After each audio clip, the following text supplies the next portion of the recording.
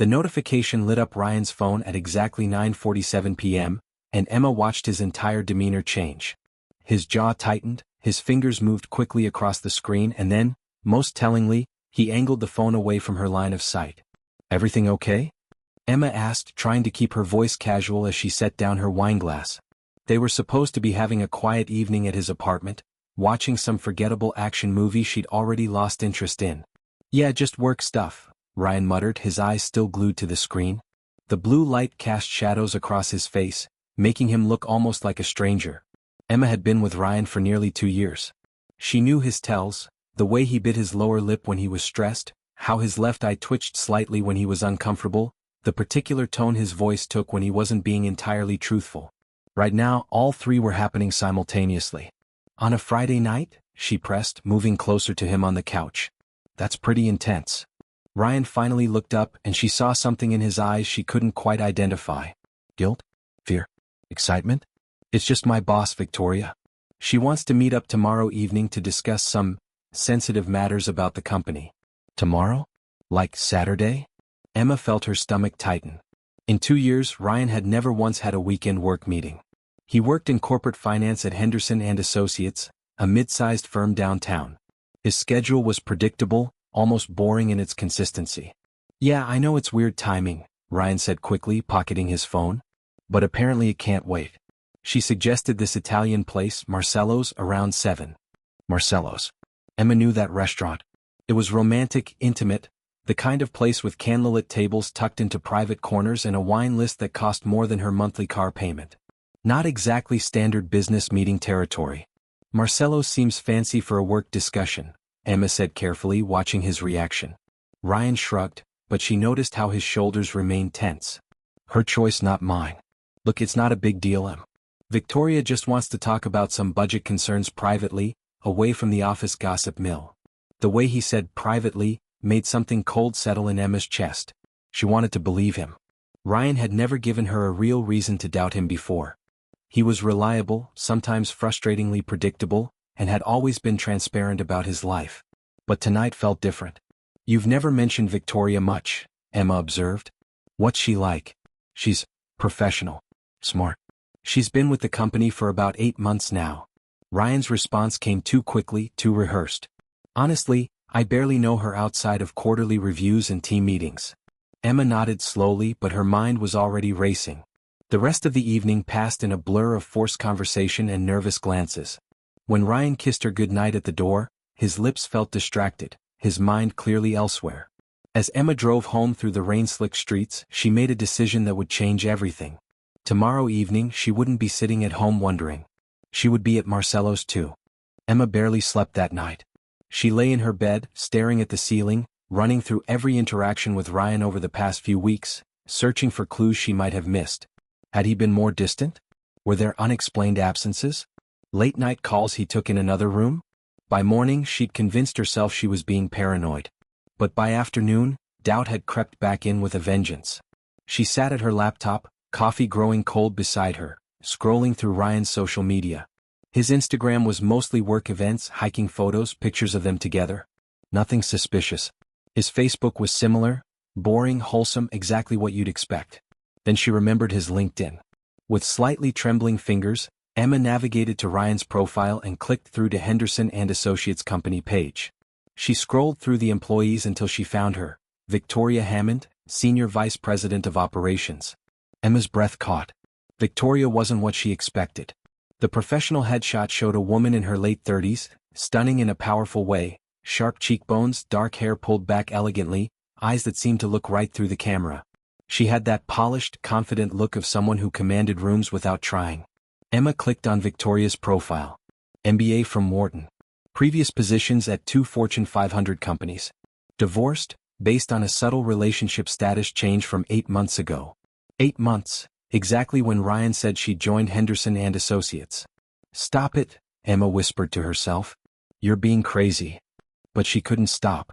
She pulled up the reservation page for Marcello's and called, disguising her voice slightly. "Hi, I need to confirm a reservation for this evening? Under Victoria Hammond?" "Yes, ma'am," the hostess replied cheerfully. 7 p.m., table for 2 in our private dining section. Private dining section. Emma's hand tightened on the phone. Perfect, thank you. She spent the next 3 hours planning. She couldn't just walk into Marcello's and risk being seen immediately. She needed to be smart, calculated.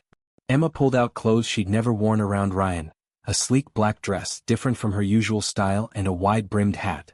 She'd arrive early, position herself strategically.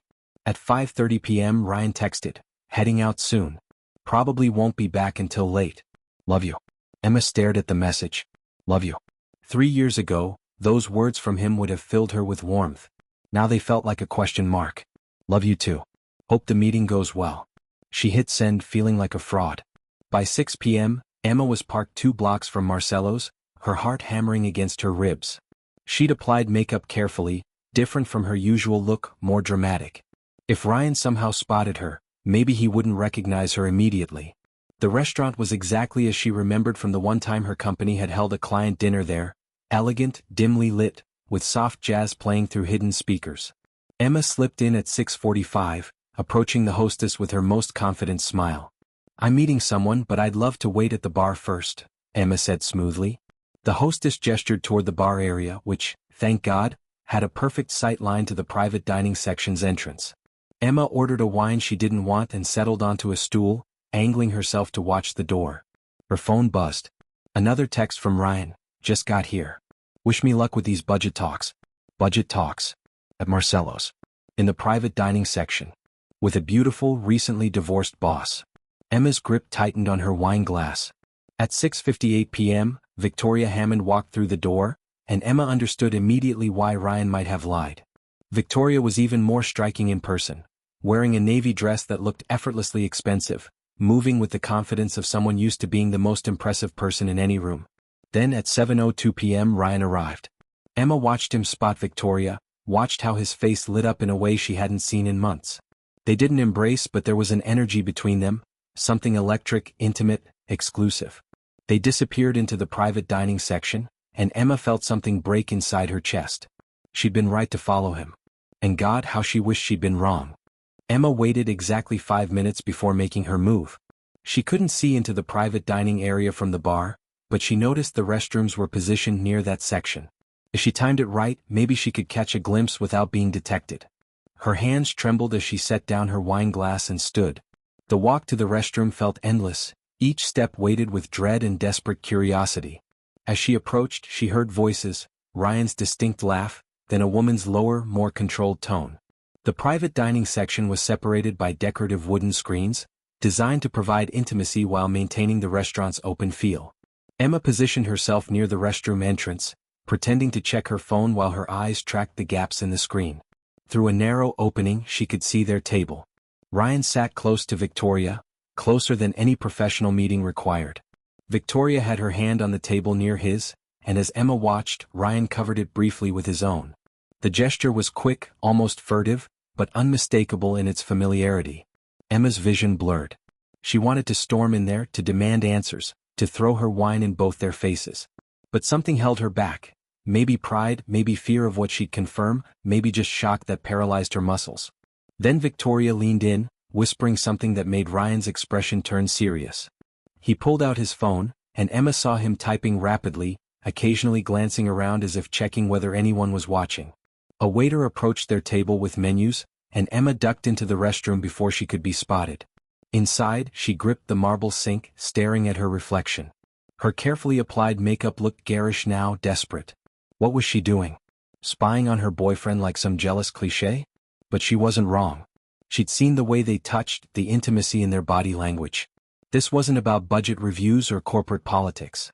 This was something else entirely.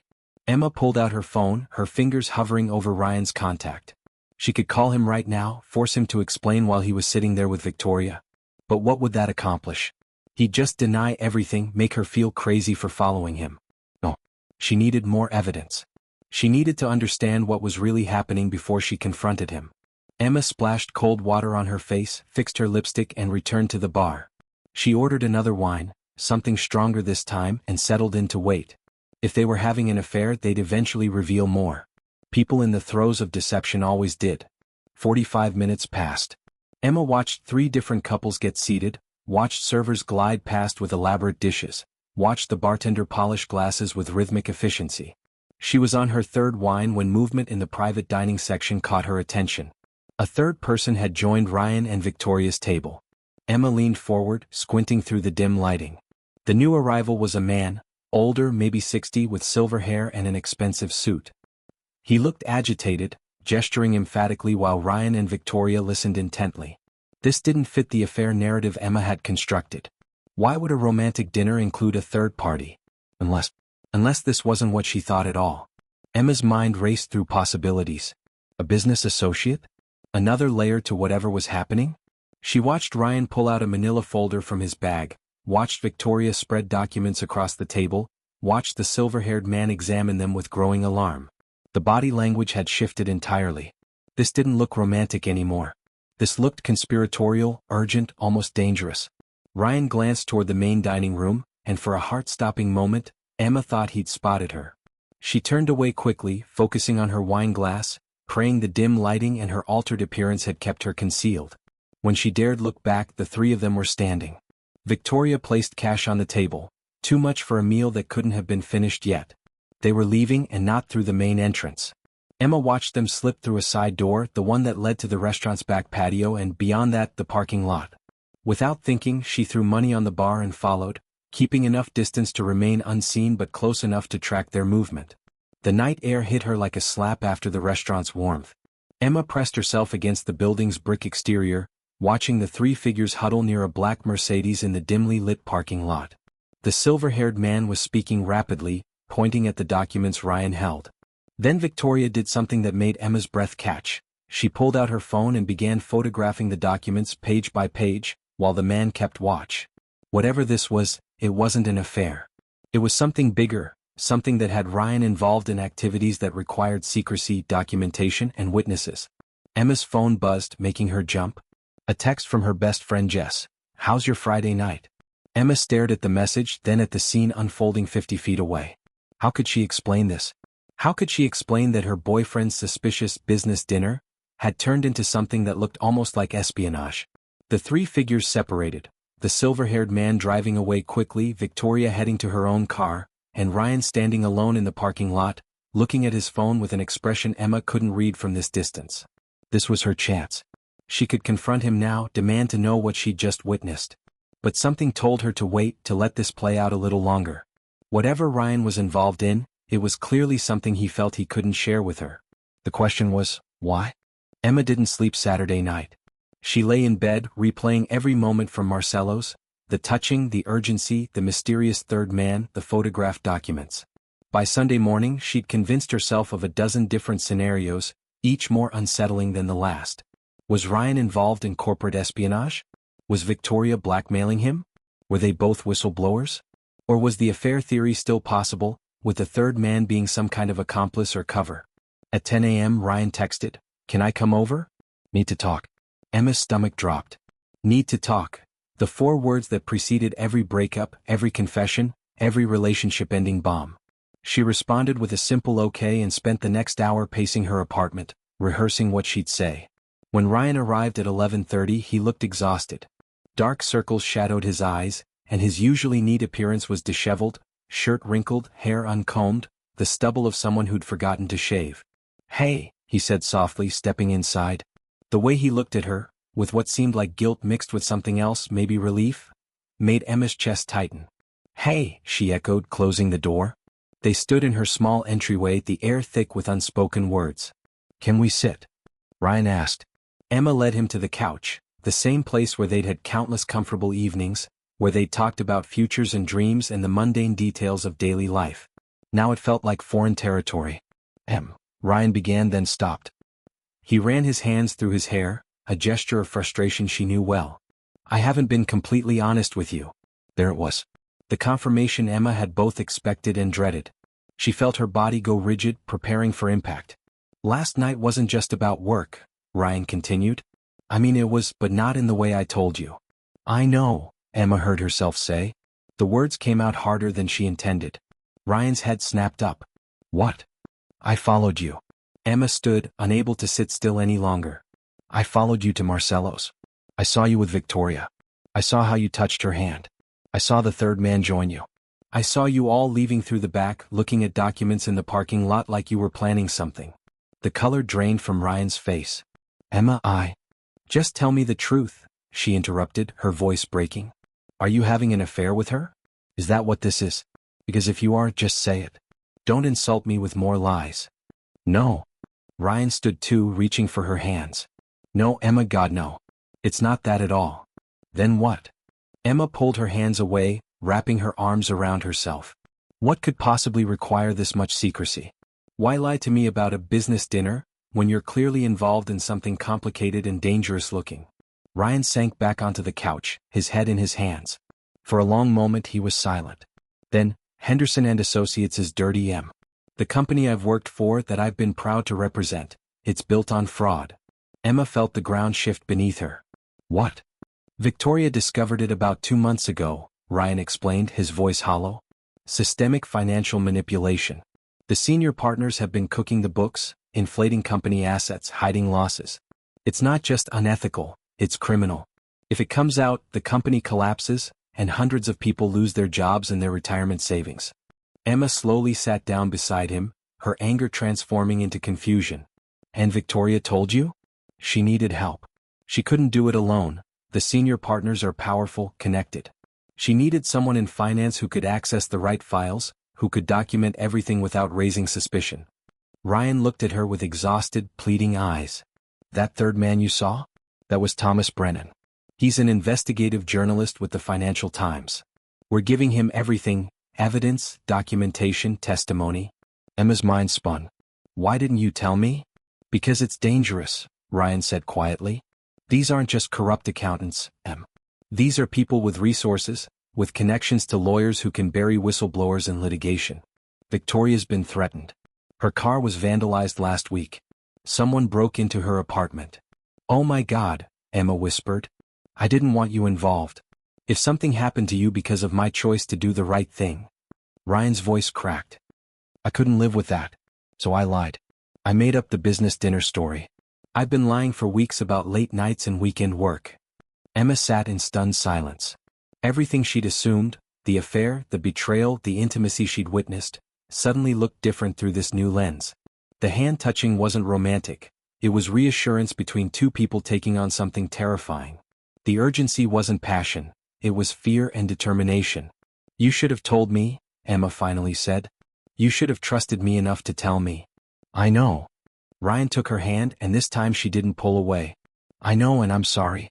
I thought I was protecting you, but I was really just protecting myself from having to see you worry about me.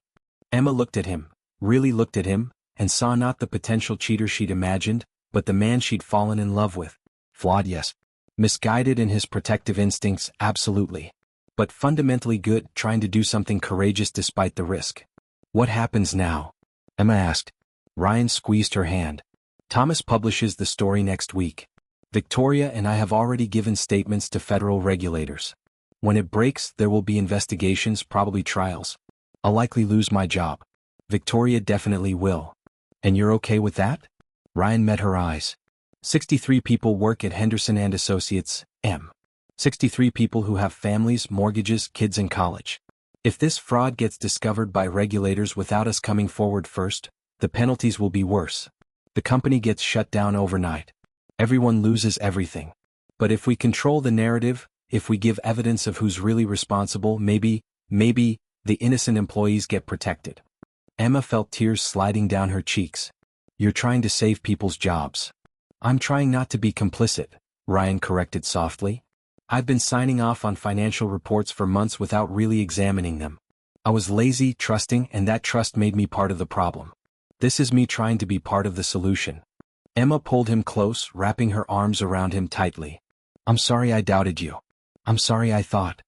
You had every right to doubt me, Ryan murmured into her hair. I gave you every reason to. But Em, I need you to know, Victoria and I, it's not like that. She's brilliant and brave and I respect her enormously. But she's not you. No one is you.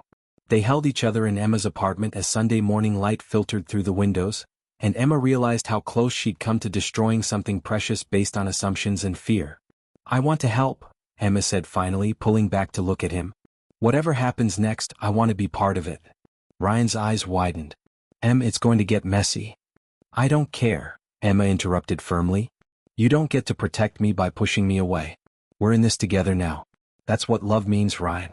It means standing beside each other, especially when things get hard. Ryan kissed her then, and it felt like a promise. Not just of romance but of partnership, of facing whatever came next as a unified front. Okay, he whispered. Together. The Financial Times story broke on a Tuesday morning, and Emma's phone started ringing before she'd even finished her coffee. The headline read, Henderson and Associates, Financial Fraud Scheme Exposed by Internal Whistleblowers. Emma read the article 3 times, her chest swelling with pride and fear. Thomas Brennan had done masterful work, documenting years of financial manipulation, quoting anonymous sources. She knew this meant Ryan and Victoria, and carefully explaining how senior partners had systematically defrauded clients and employees alike. By noon, Henderson and Associates offices were swarmed by federal investigators. By afternoon, 3 senior partners had been arrested. By evening, the company had released a statement announcing immediate restructuring and full cooperation with authorities. Ryan called at 6 p.m., his voice strained. I've been fired. Emma had expected this, but hearing it still hurt. I'm so sorry. Don't be. It was always going to happen. He sounded tired but not defeated. Victoria's out too. But they're protecting the other employees. The regulators are treating this as executive-level fraud. Everyone else keeps their jobs, and there's talk of the company being sold to a clean management team.